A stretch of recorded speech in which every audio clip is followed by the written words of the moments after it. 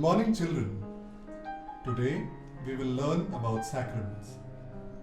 Our celebrations of the sacraments are signs of Jesus' presence in our lives and a way to receive His grace. The sacraments are actions of God. All of them have been created, instituted by Him, and that's why it's He who performs them through different means. Why did God give us these sacraments? God wanted to give us, along with His love, the necessary strength to fight against and through the difficulties of life. The 7 sacraments touch all the stages and all the important moments of Christian life. They give birth, increase healing, and mission to a Christian's faith. Today, we shall talk about the sacraments of initiation. These sacraments lay the foundation of every Christian life. Initiation comes from the word initiate, which means to begin. Initiate also means to accept someone into a group. We receive them when we begin our lives, and it is the entrance, the initiation of a person into the church. Which are the sacraments of initiation? The sacrament of baptism, confirmation, and Holy Eucharist. Let us discuss each sacrament of initiation. Baptism. Let us see what is written in Matthew chapter 28 verse 19. Go then to all peoples everywhere, and make them my disciples.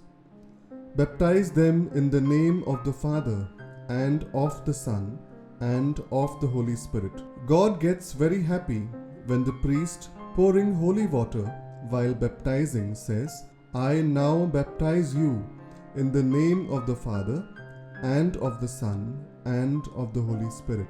When we are born, we all have the first of all sins. It's called original sin, and it was the one committed by our first parents, Adam and Eve. We read about this in Genesis chapter 3. In baptism, we receive new life in Christ. Baptism takes away original sin and gives us a new birth in the Holy Spirit. When baptized, we are washed of that sin. We are made sons and daughters of God, and we become a part of the church. When we were baptized, we were too young to even remember it. That is why the renewal of baptismal vows at Easter is so very important. It is the one time of the year that is specially devoted to recalling our baptism. Our post-baptismal journey requires us to continually seek and live out a more mature response to God's love for us. Confirmation. When we read Matthew chapter 3, verses 13 to 17, we read about the baptism of Jesus in the river Jordan. Verse 16 tells us that the Holy Spirit came upon Jesus. It is this same Holy Spirit that the apostles received on Pentecost, as we read in Acts chapter 2 verses 1 to 4. It is this very same Spirit that is given to us in confirmation, and this is the very connection between baptism and confirmation. Confirmation seals our life of faith in Jesus. It is as simple as God the Holy Spirit increasing our faith so that we have the certainty that He is with us until we arrive in heaven, for which He also gives us hope. Finally, He strengthens our charity for us to love Him and others more deeply. In the case of baptism, it has to be a bishop who imposes his hands over the confirmandi and anoints him or her with the holy oil of chrism. He says, I sign thee with the sign of the cross, and I confirm thee with the chrism of salvation, in the name of the Father, and of the Son, and of the Holy Spirit. Confirmation calls us to live a life of holiness and obedience to God's will. Empowered by the gifts of the Holy Spirit and the sacramental grace of God, the confirmed Catholic has everything they need to spread and defend the faith in both word and deed, or as many put it, to be a soldier of Christ. Eucharist. During Mass, at the moment called the consecration, the priest says the same words that we read in 1 Corinthians chapter 11 verses 23 to 25.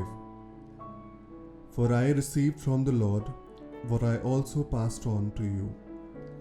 The Lord Jesus, on the night he was betrayed, took bread, and when he had given thanks, he broke it and said, "This is my body, which is for you. Do this in remembrance of me." In the same way, after supper, he took the cup, saying, "This cup is the new covenant in my blood. Do this whenever you drink it in remembrance of me." Jesus instituted this sacrament during the Last Supper with the 12 apostles. The Eucharist nourishes our life of faith. It is the actual body and blood of Christ. It forgives venial sins and fortifies us against committing mortal ones in the future. It is Jesus himself who is living within us. The sacrament of the Holy Eucharist is not your first Holy Communion. That is only the first time that you receive the sacrament. Always remember that every time you receive Holy Communion, you are receiving the sacrament of the Eucharist. We must not forget that even when we come before the Blessed Sacrament, when it is exposed for prayer, we are receiving the sacrament of the Holy Eucharist. Spiritually, in that moment as well. Just like we have been right through in this pandemic via online masses. We must prepare ourselves to receive Jesus worthily, and we should not receive it in the state of mortal sin. The Eucharist will have no effect on us if we receive it without proper preparation.